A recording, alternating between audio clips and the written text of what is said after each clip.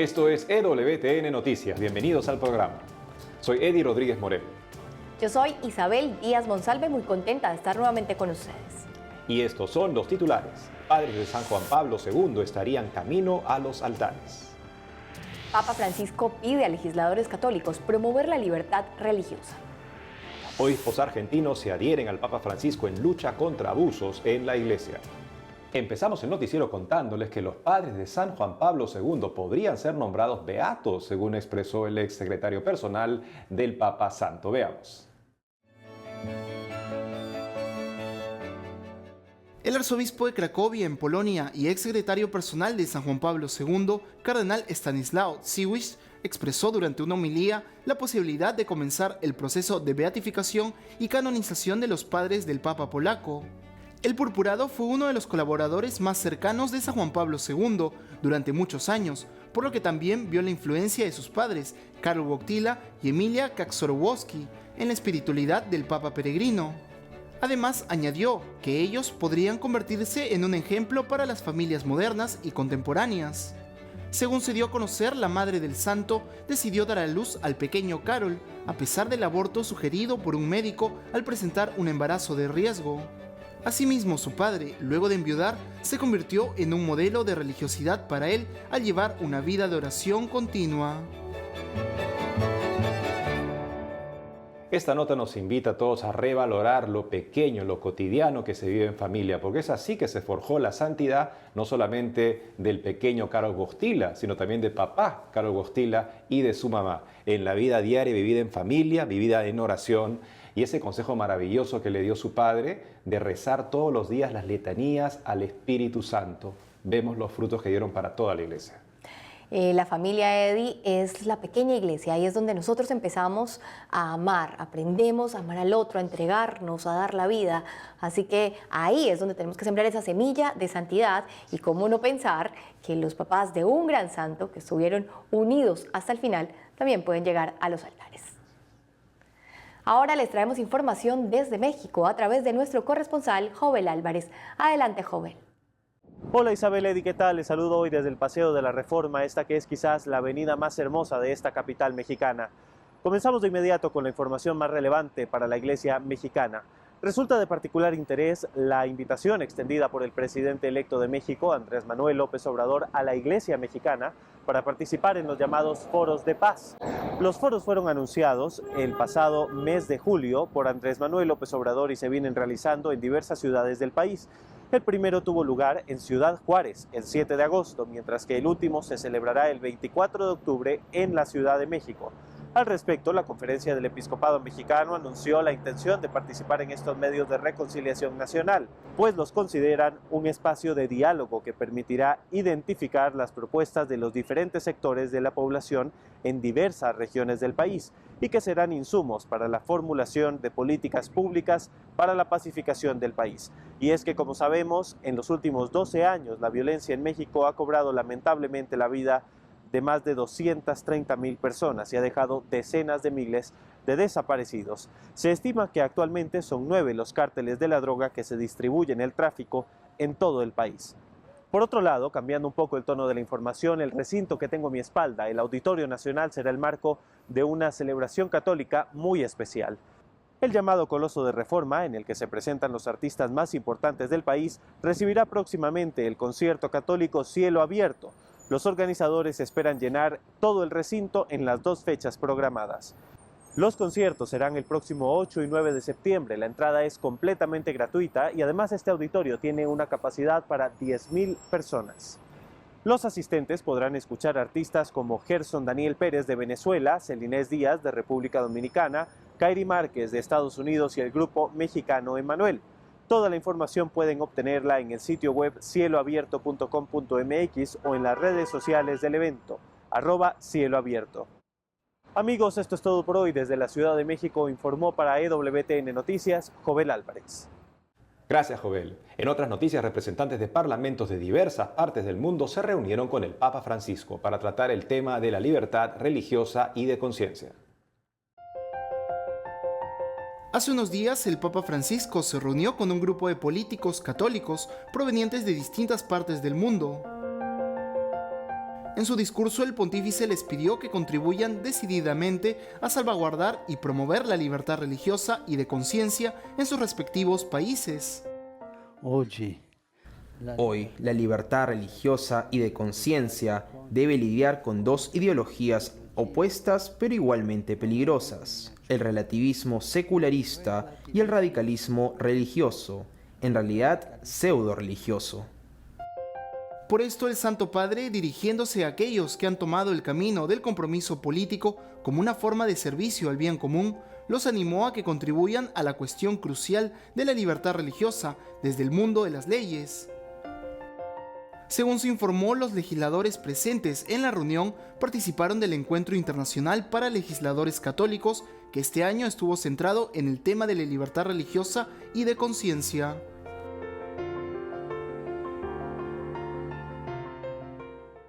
Pasando a otros ámbitos, los escándalos de abuso sexual en Estados Unidos han puesto a los católicos del país en el centro de atención. Estas son algunas de sus reacciones. Los escándalos de abusos sexuales cometidos por miembros del clero en Estados Unidos han puesto a los católicos de este país en una difícil posición.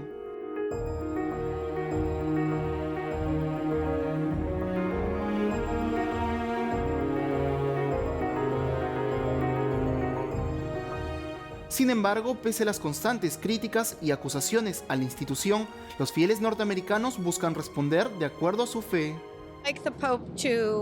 Me gustaría que el Papa les quite a los responsables sus derechos para ejercer el sacerdocio, que no sean encubiertos y sean procesados de la misma manera que cualquier otra persona por esta vil acción, pero también aliento a la gente a no dejar la iglesia.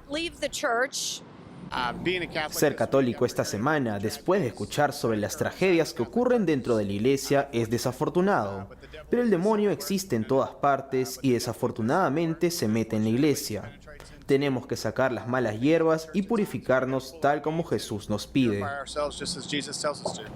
No obstante, para otros fieles, esta crisis suscita una llamada de atención para todos los católicos en el mundo.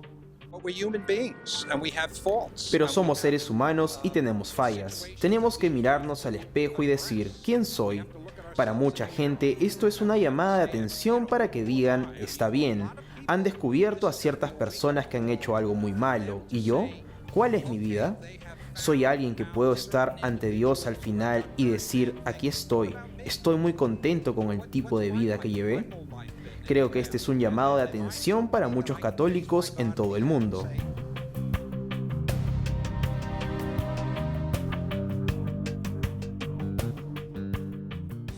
Por otro lado, los obispos de Argentina expresaron su adhesión al Papa y su compromiso en la lucha contra el abuso sexual en la Iglesia.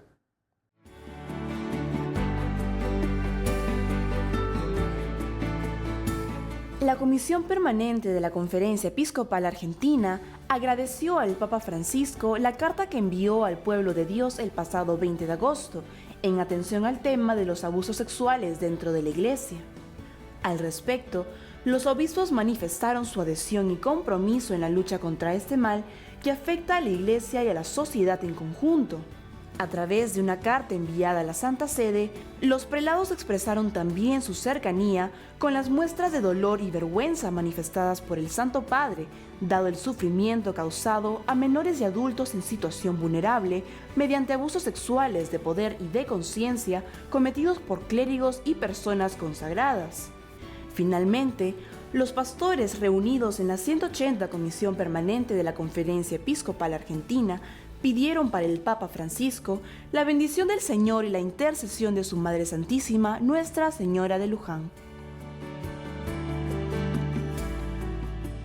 Es verdad que todos somos pecadores, pero también es verdad, como nos enseña la Iglesia, y eso es doctrina permanente de la Iglesia, que con la gracia, cooperando con la gracia, siempre podemos evitar el pecado mortal. Y cuanto más una persona que se ha comprometido a vivir en castidad puede evitar también cometer un sacrilegio. Y no se diga además de eso un sacrilegio contra personas vulnerables bajo su cuidado, menores de edad o jóvenes adultos que en fin ponen su confianza en formadores o en obispos y se encuentran con este monstruoso crimen. Así es que, de todas maneras, Isabel, esto nos llama a todos nosotros a repasar cómo va nuestra vivencia de la vida moral católica justamente, cómo conocemos nuestra doctrina, cómo la vivimos, cómo amamos el bien, justamente para ser parte de una iglesia en la que este tipo de actos jamás será tolerado. Creo, Eddie, que aquí es muy importante tener una visión espiritual de todo esto, leer todo a la luz del Evangelio, porque solo así podemos hablar de justicia, de reparación y de confianza en Dios. Los hombres tenemos que hacer nuestro trabajo, pero también tenemos que hacer y dejar que Dios haga el suyo. Ahora tenemos información desde Estados Unidos, donde un panadero es nuevamente enjuiciado por negarse a hacer una torta con contenido gay. 3 meses después de que la Corte Suprema de Estados Unidos fallara a favor de su libertad religiosa, Jack Phillips, pastelero de diseño de Lakewood, Colorado, se encuentra otra vez en medio de una batalla legal a causa de su fe.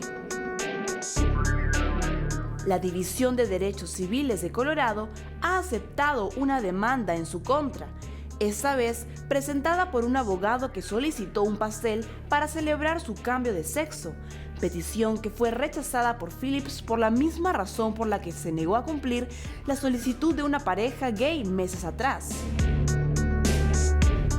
Phillips no está dispuesto a hacer algo en contra de sus valores cristianos.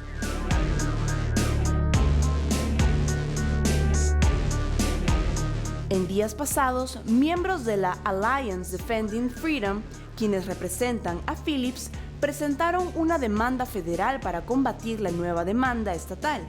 Ellos sostienen que el estado de Colorado está incurriendo en hostilidad antirreligiosa y poniendo en riesgo el derecho de cualquier profesional a negarse a hacer un trabajo de acuerdo a su propio criterio o sus creencias religiosas. En declaraciones a EWTN News Nightly, el abogado de Phillips, Jeremy Tedesco, señaló que el estado de Colorado está ignorando el mensaje de la Corte Suprema, que determinó que personas como Phillips merecen todo el respeto de la comunidad y que por el contrario están convirtiéndolo en blanco de un ataque.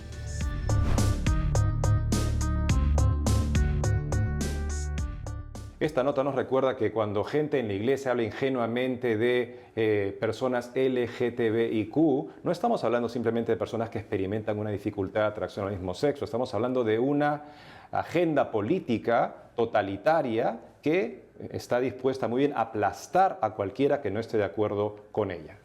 Pareciera que el estado de Colorado no es un buen lugar para los cristianos. Es la segunda vez que este panadero es enjuiciado por negarse a hacer una torta con contenido gay, en el que se está violando en este momento la libertad religiosa, pero no solo la libertad religiosa, sino también la libertad de pensamiento.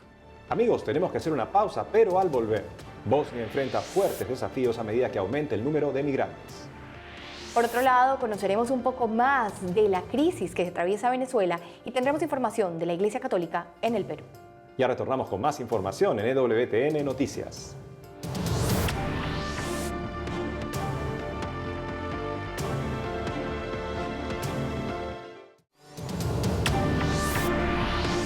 Continuamos con más información y nos vamos hasta Bosnia, donde este país hace todo lo posible para atender humanitariamente a los cientos de refugiados provenientes de África y Asia.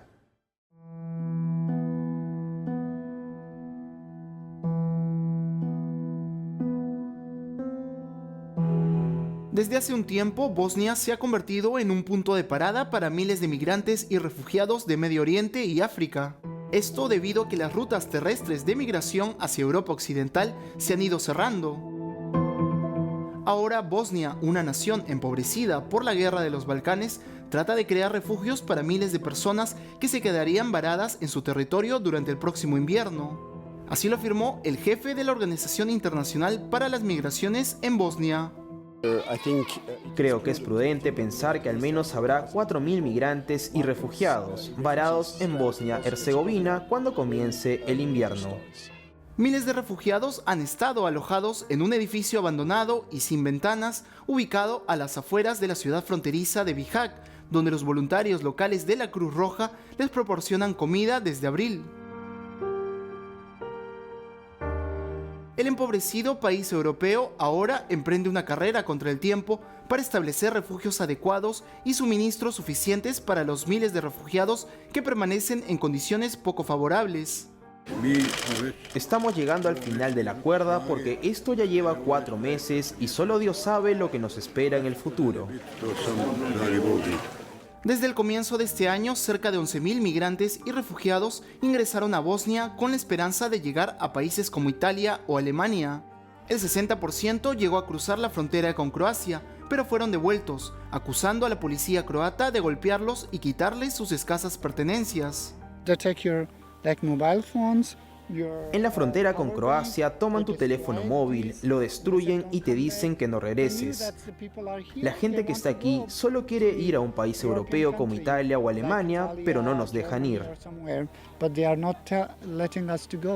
Por otro lado, las autoridades de Bosnia decidieron reforzar los controles fronterizos. Sin embargo, entre 400 y 500 migrantes siguen ingresando a este país cada semana. La Unión Europea anunció hace poco la donación de 6 millones de euros para afrontar el problema migracional en Bosnia. Con esta ayuda se espera que el gobierno pueda prepararse para brindar una mejor calidad de acogida a los migrantes durante el invierno. Es tan complejo y tan difícil el panorama de los migrantes en el mundo entero que ningún país puede solo. Así que necesitan de solidaridad, de abrir las fronteras, de sentarse a conversar y de buscar soluciones que sean efectivas. Por otro lado, en Venezuela la crisis económica está llevando a los ciudadanos de bajos recursos a comprar carne deteriorada para subsistir. En medio de los constantes apagones, ciudadanos de Maracaibo, en Venezuela, acuden a uno de los mercados más grandes de la ciudad en búsqueda de carne, aunque ésta esté deteriorada. Y es que la crisis económica en el país ha hecho que muchos consideren comprar carne pasada para subsistir. La situación está pésima, amor, y el sueldo que uno, la miseria que uno gana, eso no alcanza para nada. ¿A qué huele esa carne? No, huele así un poco licoso, pero se lava ahora y con un poquito de vinagre, limón. Durante meses los residentes de Maracaibo vienen sufriendo apagones. La situación empeoró el 10 de agosto cuando un incendio destruyó una línea eléctrica que abastecía a la ciudad. A raíz de esto, los refrigeradores dejaron de funcionar y la carne comenzó a vencerse. Y la gente se lo está llevando. Y la gente se la lleva por lo barato, pero hay que rematarlo para sacarle algo. ¿Y cómo deberían comerse esa carne si no es? No, esa carne por lo menos muchos se la llevan para los animales y otros le tiran una lavada con vinagre y limón y pasa durísimo. Los servicios básicos como el agua y electricidad se han convertido en un lujo para muchos. Los bajos precios de la carne y la necesidad de consumir proteínas terminan por enmarcar la crisis que tienen que soportar los ciudadanos de Maracaibo, la segunda ciudad más grande de Venezuela.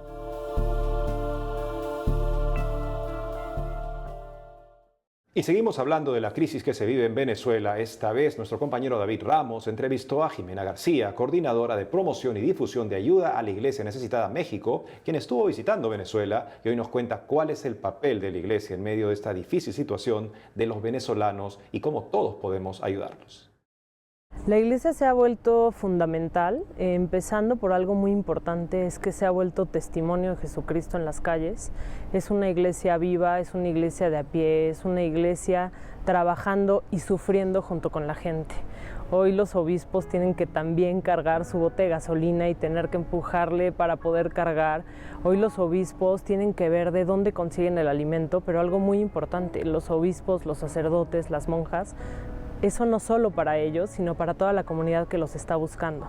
En realidad las parroquias, los sacerdotes, los obispos se han vuelto centros de las comunidades, no solo para dar la misa, lo que estamos acostumbrados aquí, que vamos a misa y después nos olvidamos, no. La gente va y busca al sacerdote para ver si tiene algo de comida, para ver si tiene algo de dinero, para ver si tiene algo de trabajo, para ver si tiene alguna medicina. Entonces realmente para la iglesia está siendo un reto importantísimo, porque la iglesia tampoco tiene dinero, la iglesia no tiene ningún recurso adicional para esto y no nada más tienen que conseguir para subsistir ellos, sino además para ayudarle a su comunidad. Realmente el trabajo de la iglesia es pilar de la vida hoy en Venezuela y es un testimonio no solo de fortaleza, sino sobre todo un testimonio de mucha esperanza, un testimonio vivo de Jesús en las calles. Así es, yo les cuento, la verdad es que la ayuda internacional está siendo fundamental. Ahora que estuve en Venezuela, la verdad es que la gente se siente de alguna forma olvidada, porque también como están un poco desconectados del mundo por el control que se ha hecho de los medios de comunicación, yo les decía, no, el mundo los está viendo y estas campañas son muy importantes porque es un mensaje de esperanza y es un mensaje de solidaridad para la gente en Venezuela. ¿De qué consta esta campaña? Lo que queremos es cumplir los objetivos de la Fundación. Invitamos a la gente a rezar por la gente que hoy está sufriendo mucho en Venezuela. Estamos invitando a dar información, aunque hay muchas noticias y se sueltan muchos datos, de pronto yo les digo ponernos en el lugar de esa gente que está ahí sufriendo y pasar la voz, hacer visible y notorio lo que está pasando, entonces dar información de lo que está pasando en Venezuela.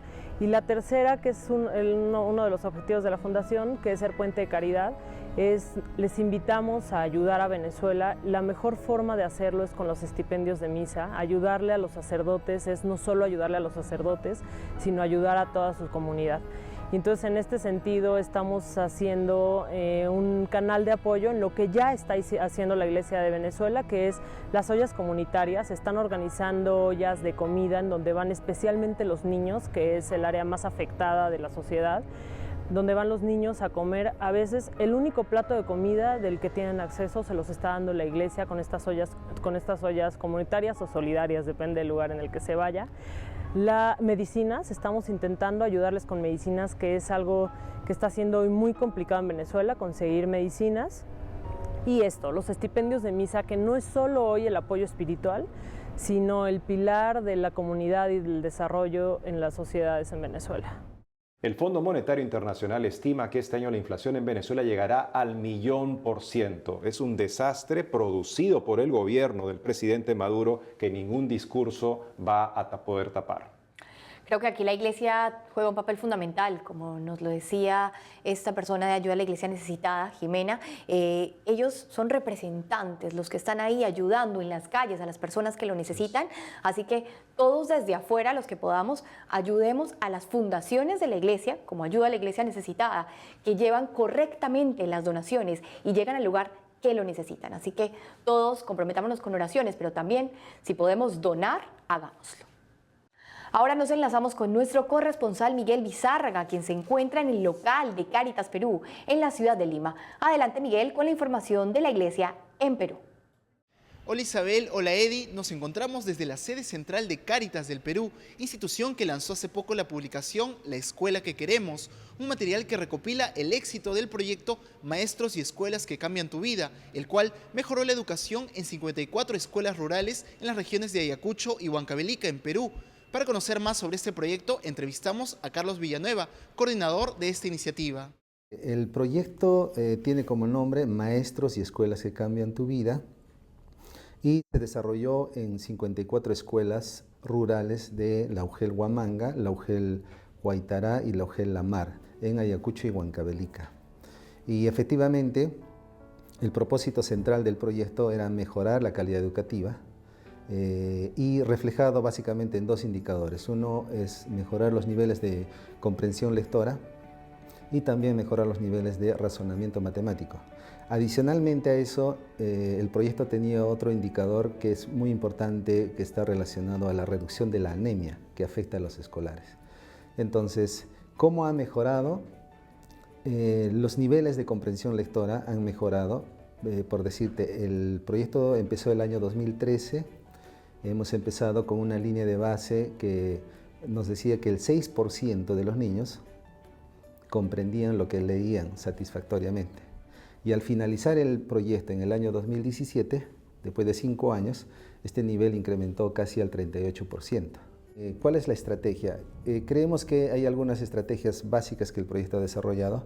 Una fundamental es el fomento del afecto. Los niños, para que puedan aprender mejor, para que puedan desarrollarse mejor, deben recibir mucho afecto. Entonces el proyecto ha desarrollado la estrategia que es la pedagogía de la ternura, la horizontalidad en las relaciones interpersonales, es decir, un trato amable, con mucho afecto entre el director, el docente y los niños y con la comunidad en general. En la publicación nosotros la tenemos En la página web de Cáritas, los interesados pueden encontrarla ahí parcialmente, y si alguien quiere el texto completo, se comunican con nosotros y nosotros gustosos de poder compartir el libro, ¿no? Para que podamos luego no solo conocer la experiencia, sino también crear oportunidades para otras zonas donde se pueda replicar el proyecto.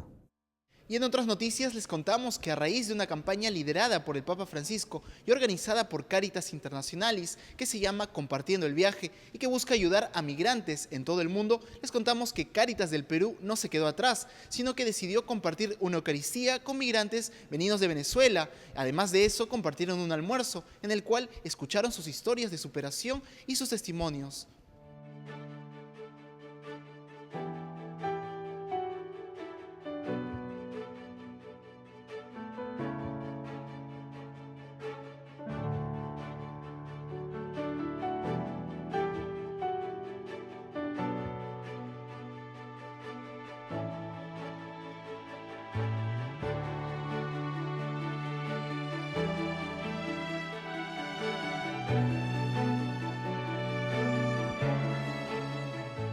Por el momento, esta ha sido toda la información desde Lima, Perú.